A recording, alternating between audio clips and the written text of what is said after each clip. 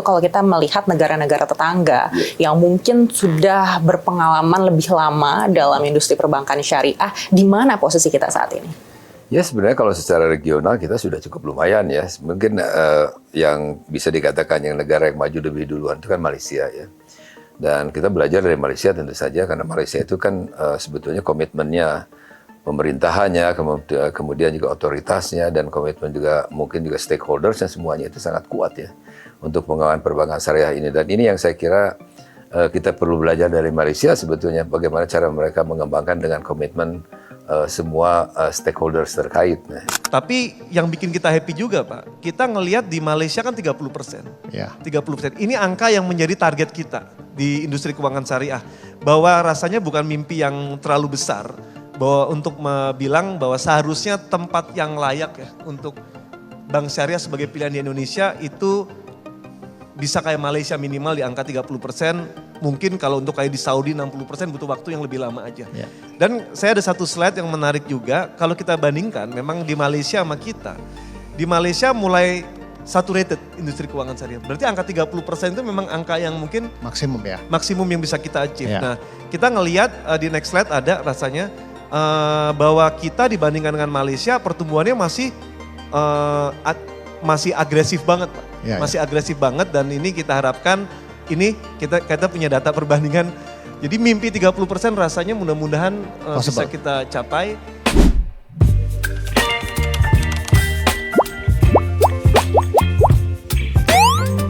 Halo teman-teman, selamat datang kembali di channel Ria Oktorina, tempat di mana kita membahas topik-topik menarik seputar ekonomi, bisnis, dan keuangan dengan sudut pandang yang mendalam. Kali ini kita akan menyelami satu tema penting yang tengah menjadi sorotan, khususnya dalam dunia perbankan syariah di Indonesia. Sebuah topik yang tidak hanya penting bagi pertumbuhan ekonomi nasional, tetapi juga menawarkan pelajaran berharga yang dapat kita petik dari negara tetangga, Malaysia. Namun perlu diingat bahwa konten ini bukan tentang perbandingan mana yang lebih baik atau mana yang salah, melainkan sebuah pembelajaran yang bisa kita ambil untuk membangun masa depan ekonomi syariah Indonesia yang lebih kuat. Indonesia, dengan jumlah penduduk muslim terbesar di dunia, tentu memiliki potensi besar untuk menjadi pemimpin dalam industri perbankan syariah. Saat ini, perbankan syariah di Indonesia telah menunjukkan pertumbuhan yang signifikan dengan pencapaian yang luar biasa di tahun-tahun terakhir. Sebagai contoh, pada tahun lalu, pertumbuhan perbankan syariah di Indonesia mencapai 15%, melampaui pertumbuhan perbankan konvensional yang berada di angka 10%. Ini adalah langkah maju yang menunjukkan bahwa sektor ini mulai menempati tempat yang lebih penting dalam industri keuangan nasional. Namun, jika kita bandingkan dengan Malaysia, terdapat beberapa hal yang patut kita pelajari. Malaysia telah mencapai sekitar 30% pangsa pasar keuangan syariah. Angka yang menjadi acuan target Indonesia dalam beberapa tahun ke depan. Perlu diingat, angka ini bukan hanya sekedar mimpi besar, tetapi sebuah tujuan yang realistis, dengan kerja keras dan komitmen dari seluruh pihak yang terlibat. Mulai dari pemerintah, regulator, hingga pelaku industri perbankan itu sendiri. Kita bisa melihat bagaimana komitmen kuat dari pemerintah Malaysia, regulator seperti Bank Negara Malaysia, hingga para pemangku kepentingan lainnya telah membentuk ekosistem yang solid untuk pertumbuhan perbankan syariah di sana. Semua elemen ini bekerja sama untuk menciptakan lingkungan yang mendukung, sehingga bank syariah di Malaysia tidak hanya menjadi pilihan yang rasional, tetapi juga semakin kompetitif di mata investor global. Indonesia tentu bisa belajar dari keberhasilan ini. Meski kita sudah berada di jalur yang benar dengan pertumbuhan yang pesat, ada beberapa area di mana kita bisa memperkuat langkah. Salah satunya adalah diversifikasi produk perbankan syariah. Di Malaysia, produk-produk seperti pembiayaan berbasis investasi, wakaf linked deposit, dan berbagai instrumen keuangan inovatif telah memperkaya portofolio perbankan syariah, menjadikannya lebih menarik dan kompetitif. Indonesia harus bisa mengikuti jejak ini dengan mengembangkan produk-produk yang variatif, yang tidak hanya mengandalkan afiliasi keagamaan, tetapi juga bisa menarik nasabah dan investor nilai bisnis rasional. Selain itu, penting untuk mendorong konsolidasi di antara bank-bank syariah di Indonesia. Saat ini, kita masih melihat bahwa skala bank syariah di Indonesia relatif kecil jika dibandingkan dengan Malaysia.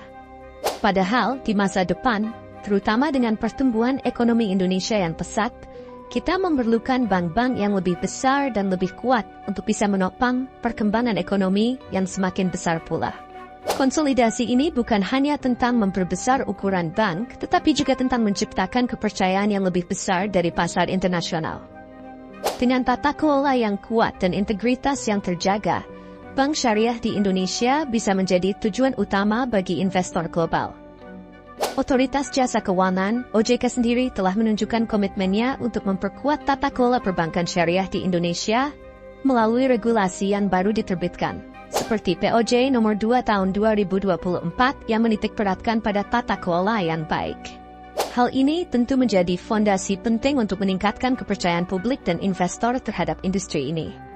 Jika kita dapat memastikan bahwa tata kelola di perbankan syariah kita kuat dan bebas dari hal-hal negatif seperti pencucian uang atau fraud, kita bisa menarik lebih banyak investasi tanpa perlu banyak promosi. Kepercayaan itu akan datang dengan sendirinya ketika integritas dijaga dengan baik. Selain itu, kita harus melihat jauh ke depan, mempersiapkan industri perbankan syariah kita untuk menghadapi tantangan jangka panjang. Tidak cukup jika kita hanya berfokus pada keuntungan jangka pendek, tapi kita juga perlu mempertimbangkan pertumbuhan dalam jangka menengah dan panjang.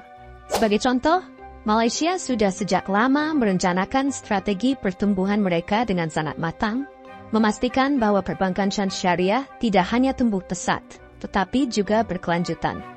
Inilah yang harus kita pelajari. Melihat prospek ekonomi Indonesia yang terus tumbuh, bank-bank syariah kita harus siap berperan lebih besar dalam mendukung pertumbuhan ekonomi nasional. Namun, dalam mengejar target-target ambisius ini, penting bagi kita semua untuk menjaga persatuan. Seperti yang sudah disampaikan sebelumnya, tujuan kita bukanlah untuk membandingkan siapa yang lebih unggul antara Indonesia dan Malaysia, tapi lebih kepada mengambil pelajaran dari kesuksesan yang sudah terbukti. Dengan demikian, kita bisa bersama-sama memperkuat sektor perbankan syariah di Indonesia tanpa perlu ada pertentangan. Kita harus terus saling mendukung dan belajar satu sama lain. Karena pada akhirnya, tujuan kita sama. It's time membangun industri keuangan syariah lebih kuat dan lebih bermanfaat bagi masyarakat luas. Kita juga perlu ingat bahwa perjalanan ini memerlukan kerjasama dari semua pihak. Pemerintah, regulator, pelaku industri, dan masyarakat harus berjalan seiringan untuk menciptakan ekosistem yang mendukung pertumbuhan. Apabila kita bisa menjaga kerjasama dan integritas di setiap lini, bukan tidak mungkin Indonesia akan menjadi salah satu pemain utama dalam industri perbankan syariah dunia, sejajar dengan Malaysia dan negara-negara lainnya. Jadi teman-teman, itulah pembahasan kita kali ini mengenai prospek perbankan syariah di Indonesia dan bagaimana kita bisa belajar dari Malaysia. Harapan kita bersama adalah industri perbankan syariah di Indonesia bisa tumbuh lebih besar dan lebih kompetitif di kancah regional maupun global. Semoga informasi ini bisa memberikan wawasan baru dan memotivasi kita semua untuk terus mendukung kemajuan ekonomi syariah di tanah air. Jangan lupa untuk like, comment, dan subscribe jika kalian suka dengan konten ini, dan kita akan bertemu lagi di episode berikutnya. Terima kasih sudah menonton dan sampai jumpa di channel Ria Oktorina. Baby, you give me ice and fire. You're giving me wind and rain. You're some kind of butterfly. Baby, you give me midnight. You whip up my appetite.